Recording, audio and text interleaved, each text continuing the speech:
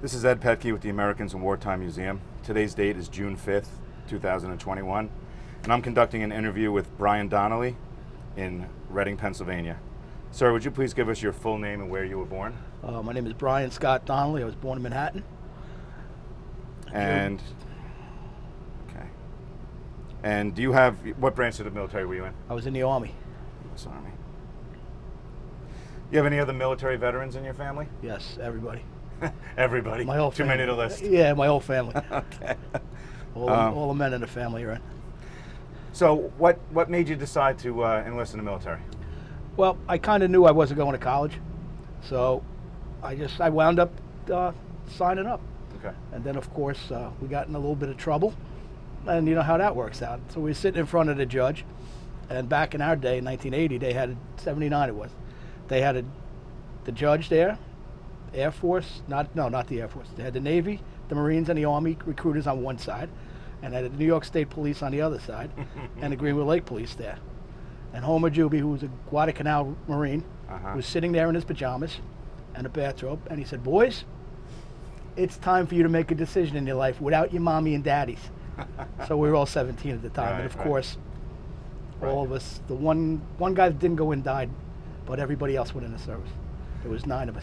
Oh, wow. From that so it was town. that proverbial military or jail? Yeah, pretty much, yeah. But I had signed up for a delayed entry, so Okay. when I stood in front of Homer Juby, the judge, I says to him, "Your Honor," I said, "I'm going in the service in September. Mm-hmm. Get out of here." Okay. And that's how that went. Okay. So where did you do your basic training? Fort Leonard Wood, Missouri. So I've heard that's not a very fun place to No, be. it's not. You just freeze your rear end off and Uh-huh. sweat your rear end off, Right. and it's wet, cold. One extreme to the next. Yeah, it just basically, to be honest with you, sucked. Uh-huh. But it is what it is. Right. So you were, what, 17, 18, I guess? 17 when I went in. 17 when you went in. So what's it like, a 17-year-old getting on the bus to go out with a plane to go out to Fort Leonard Wood and saying goodbye to home, goodbye to mom and dad? It was a little nerve-wracking. You know, like anybody going in at that age, Mom was all upset. Right. My father couldn't wait to drive me down there.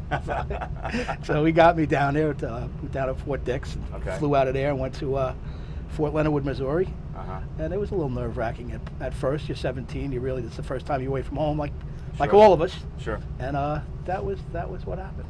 So And what was your MOS? I was a 12B combat engineer. Combat engineer. So for those who watching may not know what that is, what does a combat engineer do? Basically blow everything up and build bridges. But primarily when I was in, we demolitions. Demolitions. That was primary mine. Okay. So obviously you go to boot camp, you have to go, I guess, to your advanced training for combat engineer. Was that still That in was Leonard still Wood? in Leonard Wood, yeah. Okay. So you didn't even get to leave. No, we were there for the whole time. So Okay. that How long was that secondary school? was, the whole thing was 3 months. 3 months? 3 months. Okay. And so after you get out of your combat engineer school, where do you go from there? I went home for 2 weeks on leave, and then I went over it was about 2 weeks, I think. And then I wound up over in Nuremberg, Germany, Merrill Barracks. Nuremberg. A lot of history over there. Yeah, it was great. It was really a good time. Especially for the Army. Did they impress upon you how, what a historical place for your branch is over there? Yeah. Because we were in Merrill Barracks. It's the SS Kaserne. They call it the Sud Kaserne. That's where the SS communications troops trained. Okay. And it was right by the Nuremberg rally field.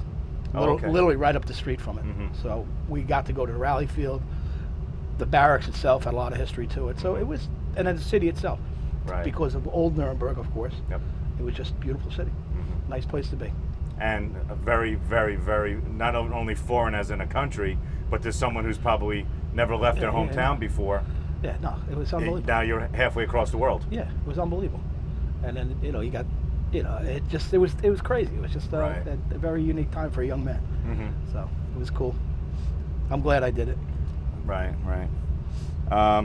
So basically, what were your basic duties during the, on a daily basis, day in, day out over there? It was more training like everybody else. Okay. And you did demolition training, you go out to the field, the whole thing. Keeping up on what you were taught, so you have, like everybody did. We did the guard duty, kitchen patrol, the whole thing, and everything that came along with it, so the big thing was the training, the field training was pretty rough, because you're out in Grafenwehr and Wild Flicken up by the Czechoslovakian border. Okay. And it's cold. Uh-huh. So I'll tell you a story about that in a few minutes. You'll get a kick out of, I'm sure.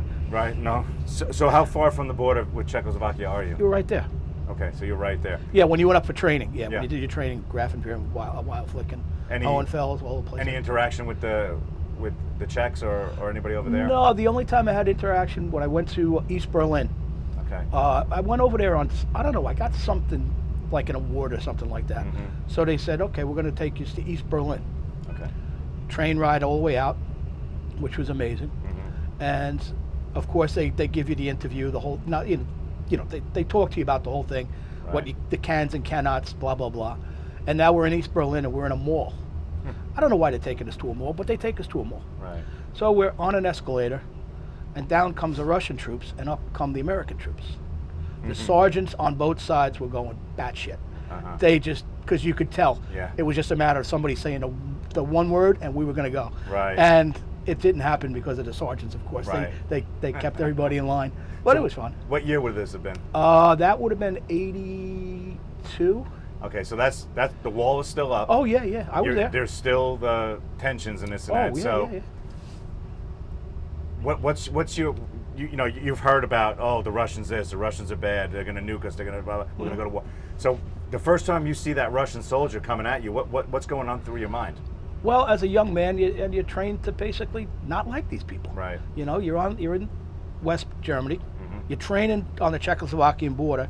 The whole purpose for us to go over to Fulda Gap was to stop the Russians for 2 weeks so the United States could arm it and fight them. That was our job, to stop them. So if they took their tanks over to Fulda Gap, we were supposed to be there to fight them. Okay. So you're trained now. That's what's drilled into your head, that you're going to fight them. Right. So and you're looking at, quote, the enemy. yeah, you'll get on an escalator in Yeah. a mall, and you Couldn't be any closer. No, it was really Yeah. only the space between an escalator, and they're coming down, and where this comes as close as you, and you could feel the tension. It was, Sure. yeah, you could really feel it. Because I'm sure they probably got the same talk you guys got. Of course I Shut did. your mouth, don't look. Oh yeah, I'm sure. Yeah, I'm And sure. then a sigh of relief after you passed each other. I don't. Maybe not from our side. I think we wanted to kick their butts. I'm sure you probably did, especially, a young guy. Yeah, you're full of everything. Yeah, Yep. yep. So, Oh, excuse me. how long were you over there in Germany? I was there for 2 years. 2 years, okay. Not without a break coming home? I came home once.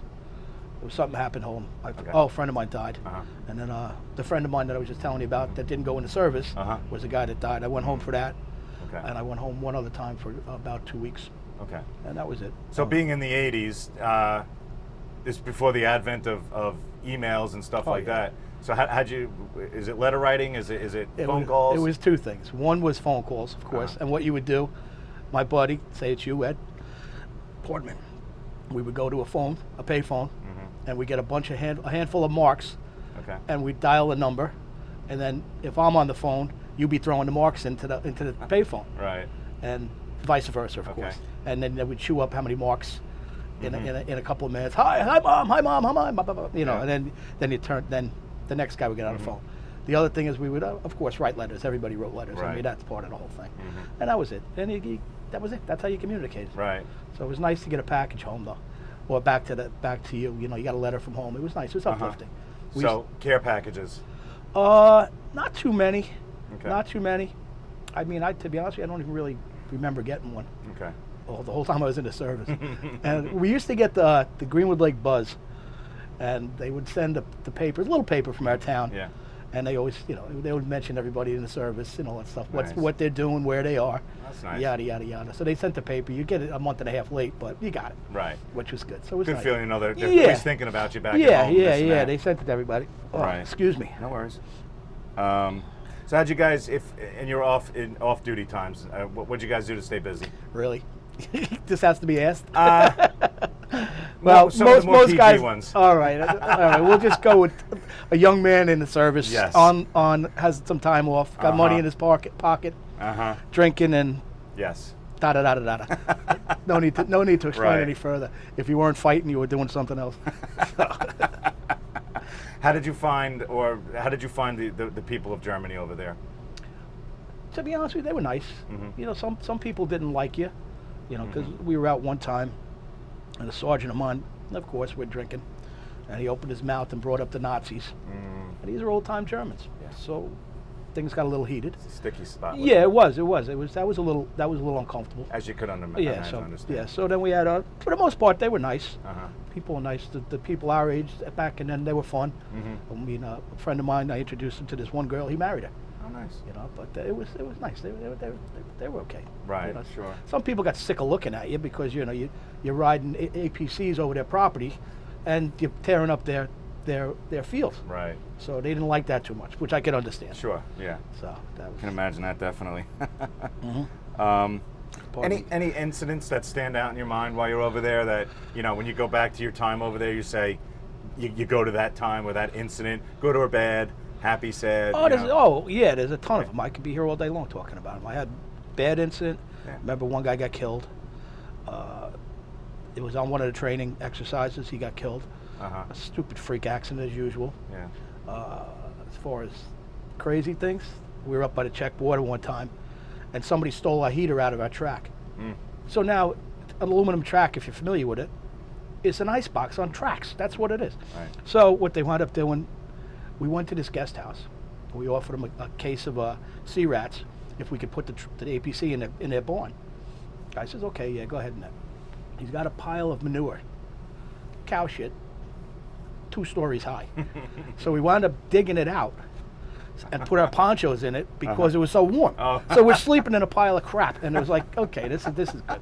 But That's it was a first. It was warm. It was good. So we Right. were all happy, And I mean, what are you going to say to that? I mean, it's what it is. Yeah, you could say I was in the shit. Yeah, literally, yeah. But we had some good times. I enjoyed it over there. I really did. I liked it. Did you have to, other than training, was there any times you had to put your combat engineer skills to use? Oh yeah. We were in training all the time. Like not training? Not in any kind of military, not wartime fashion. No. Okay. No, but we did a lot of training, a lot of blowing things up. When I was in Germany, we were what they would call I don't know if I could use it, a bastard company to the regiment. Okay. So it was only our company. We didn't have a battalion. We had one company assigned to this 2nd Armored Cavalry Regiment and the 84th Engineer Company. Right. And we did demolitions. We didn't build bridges. Our job was to blow bridges up. Right. So that's what we did. So that was our job, training like that all the time. So how would you accomplish that for somebody that wouldn't know? How do you blow a bridge up? Well, they have different type of charges that they use, C4, they have all sorts of charges. And you have to go on the bridges. And the same thing is with when you have to blow the roads up, you'd use shape charges, which is basically chicken, crap, and diesel fuel, for the lack of better words. And they'd blow a massive hole in a road, and then that would, now you have an obstacle you have to go around, and that would delay any advancement. So that's how that would go. So blowing a bridge, I would imagine you probably take the same type of charges, put them on the stanchions. In different spots, yeah. You put them in different spots. Is it like the oldie time where push down the plunger and? They have things similar to that, yes. Yeah. But it was they had different things. So and different guys would be assigned to different jobs, of course. Now, combat engineers, is that something you sought out and went in for, or is that they said this is what you're doing? This is my recruiter.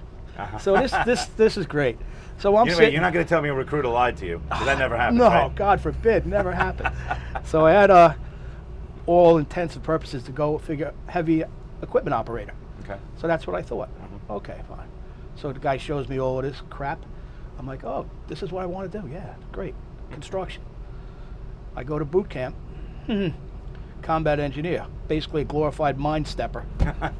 So, he's blowing up, finding mines, putting in minefields, things like that. And I remember calling him up when I got out of basic training, and I just gave him the old FU. I said, you got me completely in the wrong thing, but it is what it is. You got to say that. I mean, but do you have fond memories of your time in the service? I loved it. Okay.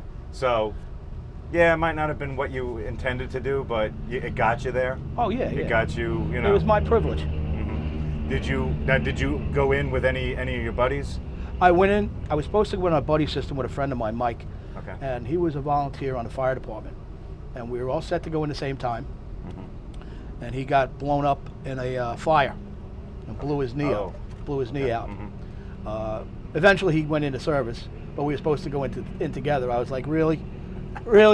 Yes. I said, okay, fine. So I went in, did what I had to do, and met him a couple of years down the road. Okay. He's my best friend. What did he end up doing in the service? Combat engineer. Same thing. Yeah, we both got the sucker play. How about any medals, citations, awards, anything like that? I got an accommodation, Army ARCOM. Uh-huh. I got an ARCOM. And what's that? Army what the hell did I call it? I forgot off the top of my head. Oh, what did I call it? Accommodation medal? Okay.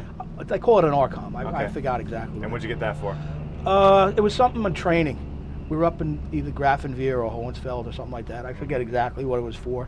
Yeah, to be honest with you, it was a medal. It was nice to get it. Right. But then I got in trouble the same day. They got called into the XO's office and almost got an Article 15 for fighting somebody the night before. So it's just Like court, court before enlistment. He called me in as my lieutenant. The XO was Lieutenant Alexander. And he goes, Donnelly, I'm going to kill you. And he's like, I got to pin this medal on you, and then you're coming to my office. And then I got stuck in the barracks for 30 days cleaning. So that was a little barroom brawl, perhaps. Yeah, exactly. Yeah, and turns out wound up in the entranceway to Merrill Barracks, and one thing leads to another. Yeah, full of the drill. A little too much alcohol, a little too much. Yeah. So you spent your entire enlistment over in Germany? No, I was there for 2 years, and then I came back and I went to Fort Campbell, Kentucky, the 101st Airborne, Air Assault. I was with the I think it was 326th Engineer Battalion. Okay. I was with Charlie Company, and I was there for 9 months. Any jump experience? Just Air Assault. Okay. No jump. No jumps? No Okay. jump. So basically doing the same job, but attached to... Well, actually, it was a little different because they were building bridges over there, where I wasn't building bridges in Germany. We were doing demo. Okay. So it was a different animal to me altogether. I really had to learn how to do that. I mean, you remember a little bit, but if you're not doing it for 2 years, it's not something that you're going to retain. Sure. I mean, you can hand me a stick of C4 and I could go to town with you, but you're not. Building the bridges were a little tough getting back into that. So you're talking about building the temporary bridges? Yeah. Get Get troops across. Yeah. And then you're breaking them down and pulling them or leaving them. Yeah. Okay. So were they still kind of the old World War II style? Yeah. They had the pontoons, metals, hitting them with hammers, everything. Yeah, the whole thing. Have to, a bunch of guys have to carry pieces. Right. I think they called the one the Bailey Bridge. There was another one with a pontoon bridge. I think it was I forget the movie, but they showed at the end.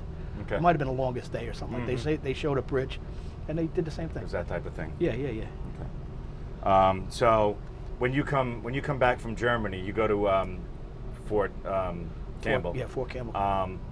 Do you get to go home first, or you go straight to? Oh, I went home first. Yeah, you went home. I was Okay. home for a couple of weeks, and then went over there, and then I was there for 9 months. Okay. I couldn't wait to get out of there, to be honest with you. Okay. The platoon I wound up in was just back in the day. Some of the guys were heavy into the drugs and all that stuff. I gotcha. Our platoon sergeant was getting drummed out.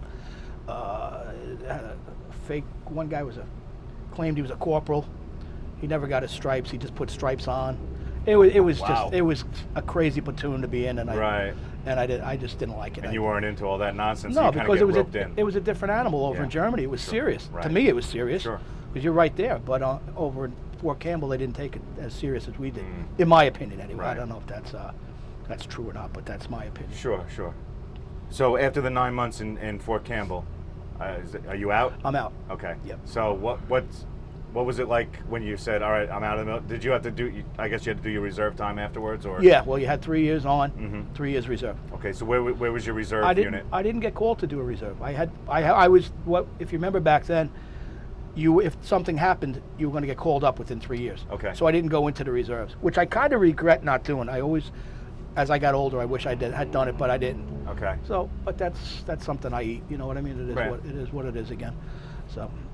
So what did you do after you transitioned out of the Army? I went into construction. Okay. It was what you wanted to do? Yeah. Well, it wasn't exactly what I wanted to do. I was humping steel for 6 years, and in Manhattan. Okay. And I did that. It was good. For back then, it was work. I never was out of work for 6 years. Nice. So it was good. So your building bridges and stuff kind of give you a little bit of a leg up with that, or no, not at all. Doesn't correlate transition nothing, anything? Nothing at all. Not at all. We were literally carrying rebar. Okay. So signaling cranes, carrying rebar. Building buildings. Yes. Working on high rises in Manhattan. And you did that for how long? 6 years. Okay. How about after that? After that, I went to work for the United States Department of Labor, Occupational Safety and Health Administration. Oh, sure. And I worked there for 25 years. Okay. And I became a supervisor the last 8 years. I was in the field Mm-hmm. for the first 17 years. Okay. And then I transitioned to become an assistant area director in Westchester, New York. Okay. So as an OSHA guy, did you get out onto anything noteworthy? Anything that that? Oh man, I could just, it's terrible. The amount of accidents and fatalities that I investigated. Okay. I've lost count, I couldn't tell you. And to this day, I still have nightmares over them. Oh, You see it like anybody, like the guys in the service, Yeah. They see bodies all the time. right. Sometimes you jump out of bed because you're seeing that all the time. Sure. It scares you. And a little strange that it happened after your military Yeah, career, I would imagine. yeah. It was a weird thing to get into. I just got lucky, had a lucky crack at it, Uh-huh. and I got pulled into it. And I did 25 years, and it was good. Nice. I enjoyed it. Absolutely. So, theoretically, generations from now, your great grandchildren may be watching this video that we're doing right now. If there's one thing that you would want them to know about your military service, what would that be? What would that be? It was my privilege Mhm. and my honor. That's what I would say to them. How about if they said, "Hey, should we go into the military today?" Yes. Serve your country. Mm-hmm. Absolutely. Outstanding. Is anything else that we haven't talked about that you'd like to talk about your? No, not really. 'Cause it's like a Reader's Digest thing you just did, and it's nice. I enjoyed it. I just told Kerry before, my friend there, Yeah. before we got in. I go, listen, I wasn't into a wartime. It was like, they call it the Cold War. I don't even like to say that. To me, it bothers me to say that to a guy that was in combat. Right. So it's a little, you know what I mean. I wasn't in combat. Mhm. So. However, if you look at it, it's a good thing we weren't in a wartime. However, guys like you probably kept us out of wars. I think the men I was with, I think that would be fair to say, because we were a presence. Right. And if the presence wasn't there, who knows what would happen? Exactly. So I think we were there. That's what matters. Okay. Well, on behalf of the Americans in Wartime Experience, I'd like to thank you for your service. Thanks. I'd like to thank you for sitting down and talking with me. Appreciate it. And My pleasure. have a good day. It was good. Thanks.